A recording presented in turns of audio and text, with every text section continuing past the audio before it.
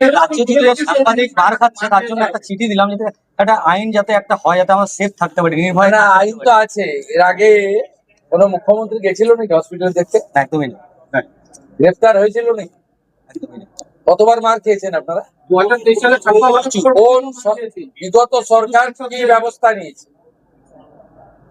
কিছু নেই। 21-এ পোস্টপল ভায়োলেন্সে আপনারা মার খেয়েছেন, 18 থেকে 22-এ পুরসভা ভোটে মার খেয়েছেন, 23-এ পঞ্চায়েত ভোটে মার মানে অসম্ভব মার খেয়েছেন। ভাঙড়ে তো যে করেছিল আমরা দেখেছি। মামলা হয়েছে, কেউ গ্রেফতার হয়নি জলপাইগুড়িতে। আপনাদের উপরে ক্রমাগত অত্যাচার হয়েছে। আপনি আমাকে একটা উদাহরণ দিন যাতে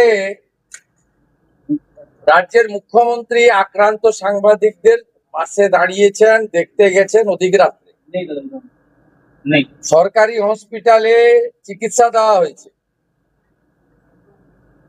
এফআইআর আপনারা অনেকবারই করেছেন, জিডি করে রেখে দেওয়া হয়েছে। স্পেসিফিক এফআইআর করে 16 জনকে গ্রেফতার করা হয়েছে এবং জামিন অযোগ্য ধারায় গ্রেফতার করে হেফাজতে নেওয়া হয়েছে। সকালবেলা পুলিশের সঙ্গে কটাপ করে 10টায় আসুন, 2টোর সময় বাড়ি চলে যান, ও কারবার আমরা করিনি। এর পরেও আমার মনে হয় না সংবিধানের 4র্থ স্তম্ভের প্রতি বিজেপি সরকারের মনোভাব আলাদা করে সার্টিফিকেট আমার দেওয়ার দরকার। খুব সাবধান, অ্যান্টি করাপশন ব্রাঞ্চ সাজাচ্ছি নতুন করে। টাকা যদি নিয়েছেন খপ করে ধরা পড়বেন আর জেলের ভিতরে যাবেন। শুধু জেল খাটাবো না, সম্পত্তি অবরোধ করবো। ভদ্রভাবে থাকুন, একটু যতটুকু পেটে ধরে ওইটুকু খান। এর বাইরে খেতে গেলে বদহজম হবে, বিজেপি সরকার ছাড়বে না। আপনাকে বৈধভাবে অর্থনৈতিক নিরাপত্তা দেওয়া হচ্ছে, তার বাইরে অবৈধভাবে খেতে গেলে খপ করে ধরবো, চুলের মুঠি ধরে জেলে পড়বো। পশু পাচার, আসাম থেকে বেআইনি কয়লা, সুপারি, গাছ কাঠ, পাথর, দয়া করে জানাবেন। আগামীকাল রাজ্যের মুখ্য সচিব 3টে হেল্পলাইন নাম্বার চালু করছি আমরা, 24/24/7। একদম জানিয়ে দেবেন পঞ্চায়েতের কাছ থেকে অর্থনৈতিক ক্ষমতা আমরা কেড়ে নিয়েছি, প্রধানগুলো চুরি করত, আর ক্ষমতা নেই এখন সচিবের হাতে।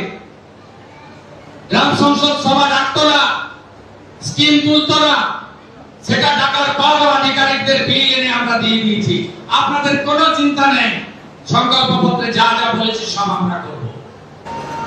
আপনারা নিশ্চিন্ত থাকুন। দেশ বিরোধী টুকরে টুকরে গ্যাং সেকুয়ার বাঁকুড়া জেগে উঠেছে। আমার সামনে বাপিদা জিজ্ঞেস করছিল, শ্যামল রায় জিজ্ঞেস করছিল, ভুলে গেছে। জলপেশ মন্দিরের প্রবীণ পরিচালককে বলছিল, মুখ্যমন্ত্রী কবে এসেছেন মনে আছে? বললো মনে হয় একবার অনেক আগে, 50 বছর আগে। সিদ্ধার্থ রায় এসে থাকলেও থাকতে পারেন, আমি শুনেছি। আমি শ্যামল রায় যন্ত্রটাকে বলছিলাম 34 বছর বাঁকুড়া ছিল।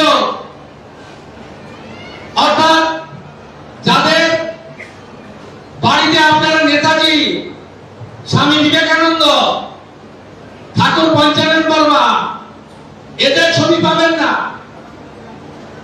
যাদের বাড়িতে বিদেশিদের ছবি পাবেন, সেই কমিউনিস্টরা রাজত্ব করেছিল। যারা ধর্ম মানে না, ধর্মকে আফিম বলে, তারা আসবে কেন? আর তারপরে 15 বছর যিনি ছিলেন, তিনি তো পশ্চিমবঙ্গকে গ্রেটার বাংলাদেশ বানাতে চেয়েছিলেন, জামাতিদের মুখ্যমন্ত্রী। অতএব উনার আসার কোন মানসিকতাও ছিল না। আর আজকে যিনি এসেছেন, তার নেতা নরেন্দ্র মোদীজি বলে গেছেন,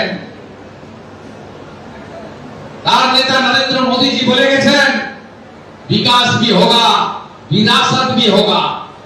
আমাদের সংস্কৃতি, আমাদের ঐতিহ্য, আমাদের পরম্পরা বাদ দিয়ে কখনো আমরা এগোতে পারি না।